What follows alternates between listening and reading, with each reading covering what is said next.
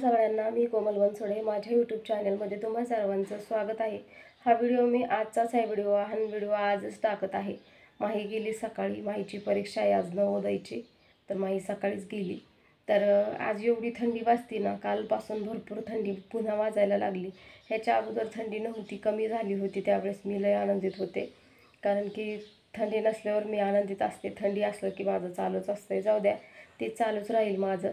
तर माझा व्हिडिओ पूर्ण बघा आणि व्हिडिओला लाईक करा, कारण आणि कमेंटसुद्धा करा। तुमच्या लाईक आणि कमेंटमधून मला भरपूर खूप म्हणजे आणि माझा व्हिडिओ पूर्ण बघा, तुमची लाख मोलाची मला मदत होईल तेवढीच। आणि व्हिडिओ माझे बघत चला आणि ज्यांना म्हणजे व्हिडिओ शेअर करा, माझे जे व्हिडिओ माझे शेअर करण्यासारखे आहेत तर ते व्हिडिओ शेअरसुद्धा करा।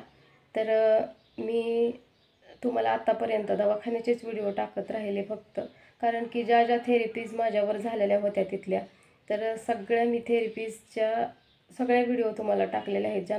ज्यांना हा त्रास असेल किंवा म्हणजे तर त्यांनी तिथं डॉक्टरांशी भेटून बोलून म्हणजे तिथं गेल्याच्या नंतरच आपल्याला समजणार की काय होतंय।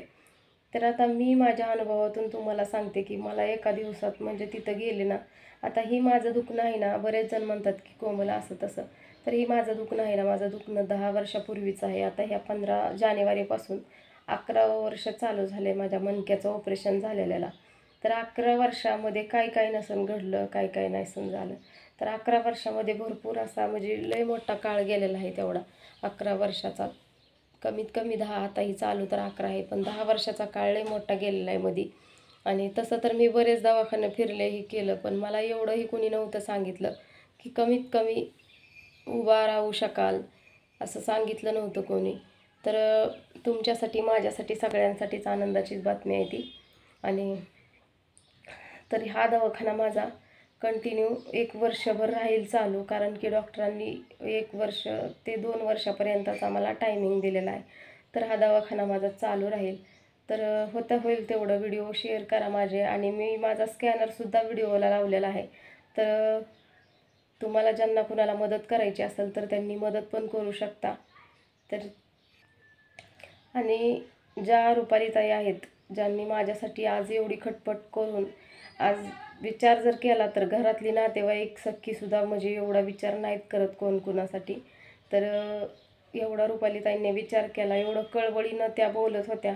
मी तुमचा म्हणजे त्यांचा मी फोन जो आहे घेतलेला, तीसुद्धा मी व्हिडिओमध्ये तुम्हाला दाखवलेला आहे। जे रिअल आहे ते दाखवते मी, आणि ज्यांना कुणाला असं खोटं वाटत असेल, ज्यांना कुणाला शंका असेल, तर त्यांनी खुशाल माझ्या घरी यावं आणि खुशाल माझे सगळे रिपोर्ट बघावे, माझी परिस्थिती बघावी।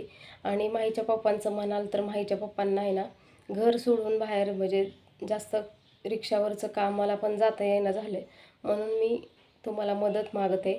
तर का कामाला जाता येणार, कारण माझं स्वतःचं पाय मला उचलणं जड झाल्यात पाय, माझं पायला म्हणजे असं वाकतच नाही। तर बघितलं असेल तुम्ही व्हिडिओमध्ये की मला त्या पहिलाच व्हिडिओ आहे मी टाकलेला, त्या व्हिडिओमध्ये रुपालीताई आणि रक्षाताई दोघीजणी मिळून माझं पाय उचलतात। माझं पाय स्वतःला पण उचलत नाही तर मला, त्यामुळे मला माहीच्या पप्पांची मदत लागते।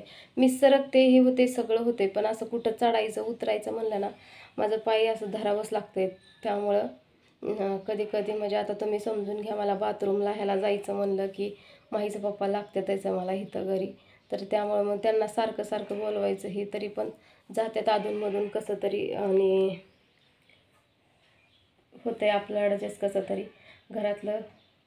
तर डॉक्टरांनी मला एवढं सगळं सांगितल्याच्या नंतर मला एवढा आनंद झाला ना, म्हणजे मी खरंच तुम्हाला सांगू नाही शकत मला किती आनंद झाला। माझ्यापेक्षा जास्त आनंद माझ्या आईला, माझ्या माहीला, माहीच्या पप्पांना, ह्यांना सगळ्यांना म्हणजे लय आनंद झाला त्यांना। पण पुन्हा ते झालंच, पुन्हा म्हणजे मी थांबले असते तिथं। बरेच जण मला कमेंटमध्ये सुद्धा म्हणत होते की कोमल तू थांबून तिथं राहून नाही का जमू शकत तुझं, तर मी थांबले पण असते तिथं, आणि राहायला पण काय अडचण नव्हती। मी माहीला जर आईकडे पाठवलं असतं तर मग राहायला पण काय अडचण नव्हती, आणि माझी आई इथं आली असती माहीच्या शाळेसाठी, तर पण माझी आई इथं काय केलं असतं बसून, तर इथं खाणं तर आता करणं खाणं तर भागच आहे। मग आम्ही दवाखान्यात, ती इथं म्हणजे काय करणार ती। मग आई म्हणली की मी माहीला तिकडं घेऊन जाते. मी तर ठरवलं आहे की 1 वर्षासाठी आहे ना, तर 1 वर्ष तिकडंच काढायचं, कसं पण काढायचं. 1 दिवस झोपून काढायचं, बिना आण्यापाण्याचं 1 दिवस कसं पण काढायचं. पण म्हणलं वर्षभर आपलं म्हणलं तेवढी ट्रीटमेंट घ्यायची आणि नीट व्हायचं आहे मला. तर त्यासाठी माहीला मी पुढच्या वर्षी माहीला तिकडं पाठवते. बघू जसं होईल तसं होईल. तर माईच्या मॅडम तर तिला म्हणतात वाटते की ज्ञानेश्वरी तू जाऊ नको. मम्मी 2 महिन्यासाठी जायची ना, तर तू 2 महिने आजीकडे जा, तिथं शाळेत जा, पण इथला दाखला काही घेऊन जाऊ नको. तर बघू आता माझ्याच्यानं जसं ॲडजस्ट होईल तसं मी ॲडजस्ट करते. आता जायचं राहायचं काहीसुद्धा अडचण नव्हती. फक्त अडचण आहे ती फक्त माहीची शाळा, आणि ती शाळाच बंद करून नाही जमत. आता बंद पण केली असती. बरेच जण म्हणतात की एवढी म्हणजे माई काही मोठी कॉलेजला ह्याला नाही जाते. मान्य आहे, नाही जाते एवढी मोठी, पण तिच्या महत्त्वाच्या परीक्षा आहेत. आज नवोदयची परीक्षा आहे आणि उद्याच्याला म्हणजे उद्याच म्हणते पुढच्या महिन्यात तिच्या ती अभिरूप, आणखीन कुठली मंथन, स्कॉलरशिप, अशा काहीतरी परीक्षा आहेत 3 आणखीन. तर त्यासाठी माईला इथं सोडून जमतच नाही आम्हाला, आणि म्हणून अवघड होते. तर आई होती, मावस बहीण होती, दोघी पण गेल्या, लगेचच गेल्या त्या पण. आई म्हणली मी तर इथं बसून काय करणार आहे म्हणली, नुसतीच तिकडं जाऊन मी काम करेल, तुम्हाला कमीत कमी खाण्यापिण्याचा तरी खर्च म्हणली मी देईल म्हणली तिकडून. जरी पाहुण्यांचं कामाला नाही जाणं झालं, हे नाही जाणं झालं, तरी म्हणली खाण्यापिण्याचं तरी मी तिकडून भागवल म्हणले तुमचं. तर म्हणलं ठीक आहे. तर मला फरक एवढा पडला ना तिथं गेल्याच्या नंतर. आता ती फिजिओथेरपी आहे, एका दिवसात नाही होणार, पण तिथं राहिल्याच्या नंतर फरक पडणार असं मला 100% वाटतंय. आणि कोणी मला निगेटिव्ह जरी बोललं ना, तरी मला त्याचा काहीच फरक पडत नाही, कारण की मला माहिती आहे मला चांगलं व्हायचं आणि चांगली होणार हे मला माहिती आहे 100%. तर ही पाय आहे ना थोडासा म्हणजे तिथं वाकत होता ना, त्यावेळेस इतकं म्हणजे असं दुखत होतं ना. आता कसं एखादं वस्तू लई दिवस तिथं ठेवली आणि ती एकदम अशी बाहेर काढायची म्हणल्यावर तिला काहीतरी ती खराबी झालीच असणार ना, तसं झालं आहे पायाचं. वाकत नव्हता लवकर. तरी पण व्हीलचेअरवर तुम्ही व्हिडिओ बघितला असेल माझा, व्हीलचेअरवर सोडताना आहे ना गुडघ्यामध्ये असा त्रास होत होता ना, मला इतकं दुखत होतं गुडघा माझा. घरी आल्याच्या नंतर सुद्धा 2 दिवस भरपूर असा गुडघा दुखला माझा, आणि नंतरून म्हणजे सूज पण वसरली होती, सूज पण कमी झाली 2 दिवस. भारी वाटलं मला, झोपसुद्धा लागली मला 2 दिवस चांगली. आणि तिथून पुढं आहे ना माझं पहिलं पाडं 55 पुन्हा सुरू झालं, कारण की डॉक्टर म्हणले की फक्त हा फरक म्हणजे गेल्याच्या नंतर 4 दिवस ही जाणवल तुम्हाला, पण ह्याला कसं भरपूर दिवसाचा आजार असल्यामुळं ह्याला कंटिन्यू ती करणं आणि व्यायाम करणं गरजेचं आहे, याला कंटिन्यू.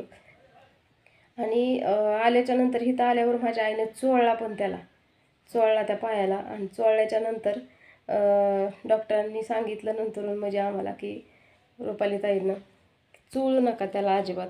आणि आता कसं खेडेगाव म्हणलं की नंतर आपलं थोडं दुखायला लागलं काय झालं की आपण लगेच तेल घेतो आणि चोळतो. तर आता तसं काही नाही वाटतंय. तर चोळला माझ्या आईनं इथं पाय आल्याच्या नंतर. चोळल्याच्या नंतर दुसऱ्या दिवशी पाय सुजायला सुरुवात झाली, असं झालं. तर बघूया आता मंगळवारी, येत्या मंगळवारी मी पुन्हा बारामतीला जाणार आहे, आणि पुन्हा आणखीन बघूया. आता आल्याच्या नंतर ती चूक मी पुन्हा करणार नाही. तर पाय माझं दोन्ही पण सरळ झालेलं आहे. तर थोडंसं नॉर्मलला यायला थोडे दिवस जास्त जावं लागतील, त्यावेळेस नॉर्मलला येईन. आणि बारामतीमध्ये आम्ही शक्यतो रूम करूनच राहणार आहे तिथं, कारण की ये जा इथं करणं सोपं नाही माझ्यासाठी, आठवड्याला सुद्धा. त्यामुळे आम्ही तिथं रूम करूनच राहणार आहे, कारण गाडी खर्च ही, आणि जायचं म्हणलं तर मला 4 चाकी गाडीमध्येच जावं लागतं आहे, असं म्हणजे रिक्षात पण नाही, कारण रिक्षा एवढ्या लांब नाही जाऊ शकत. तिचा कधी काय घोटाळा होईल सांगता येत नाही रिक्षाचा. आता पण घोटाळा आहे म्हणूनच ती बसून आहे इथं. तर त्यामुळं गाडीचं खर्च, गाडी भाडं माहीत असेल प्रत्येकाला किती गाडी भाडं जातं आहे, जे गाड्या करून जातं आहे त्यांना. तर त्यासाठी फक्त तुम्हा सगळ्यांना माझी विनंतीच आहे की तुम्ही आहे ना सगळेजण व्हिडिओ बघा आणि मला सपोर्ट करा. मी जास्त काही मागत नाही तुम्हाला. ज्यांना नाही होत त्यांनी व्हिडिओ बघा आणि मला सपोर्ट करा. तुमचा सपोर्ट मला आता लय महत्त्वाचा आहे.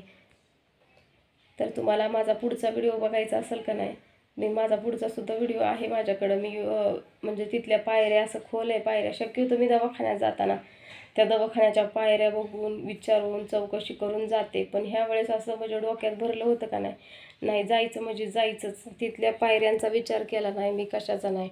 जाताना आईने धरलं आणि येताना पण पायऱ्या असं वरती मी हसत वरच्या पायऱ्या मी कशी चढत आले ते सुद्धा तुम्हाला माझ्या व्हिडिओमध्ये बघायला भेटेल. एखाद्या माणसाला म्हणजे एवढ्या वर्ष मी आशा सोडून दिलेली होती सगळीच, आणि अचानक मला असं कळल्याच्या नंतर काय वाटलं असेल ते तुम्ही इमेजिन करा मला काय वाटलं असेल त्यावेळेस. तर चला, व्हिडिओ मी इथंच एंड करते आणि व्हिडिओ माझ्या बघा एवढीच विनंती तुम्हाला करण्यासाठी मी हा व्हिडिओ बनवला आहे. आणि सपोर्ट करा मला जास्तीत जास्त. व्हिडिओ ज्यांना शेअर करणं होते त्यांनी शेअर करा.